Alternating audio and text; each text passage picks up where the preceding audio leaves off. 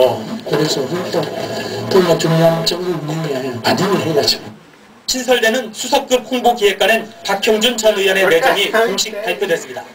반면 추국일 홍보기획 비서관은 한반도 대운하와 관련 있는 사람으로 책임을 지겠다며 사의를 표명한 것으로 확인됐습니다.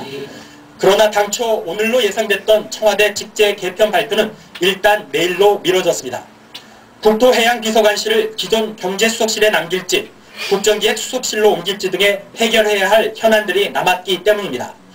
그러나 홍보와 정무 기능은 대폭 강화하기로 가닥이 잡혔습니다.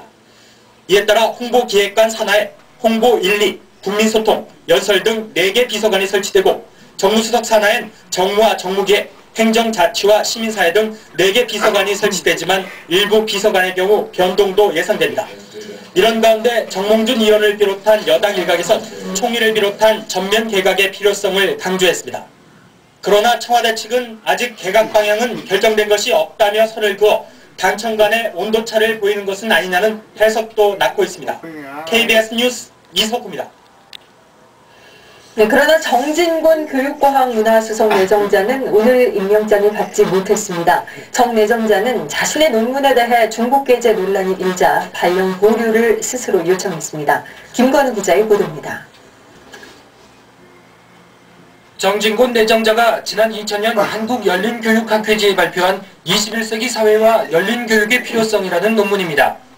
2년 앞서 강원도 교육과학연구원의 개간지에 기고한 논문과 제목부터 목차, 내용까지 동일합니다.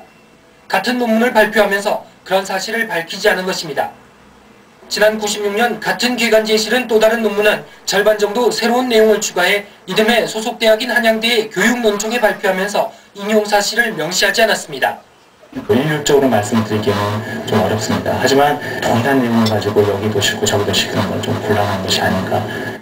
이에 대해 정 내정자는 대학 연구지에 중복 게재한 것에 대해서는 죄송하게 생각하고 당시 기준으로 월간지 등에 기고할 때는 중복 게재에 대해 깊이 생각하지 않았지만 어쨌든 창학회인 한국열린교육학회는 조만간 윤리위원회를 소집하기로 복직 신청을 해 이른바 폴리페서 논란이 또다시 가열되고 있습니다. 서재희 기자가 취재했습니다.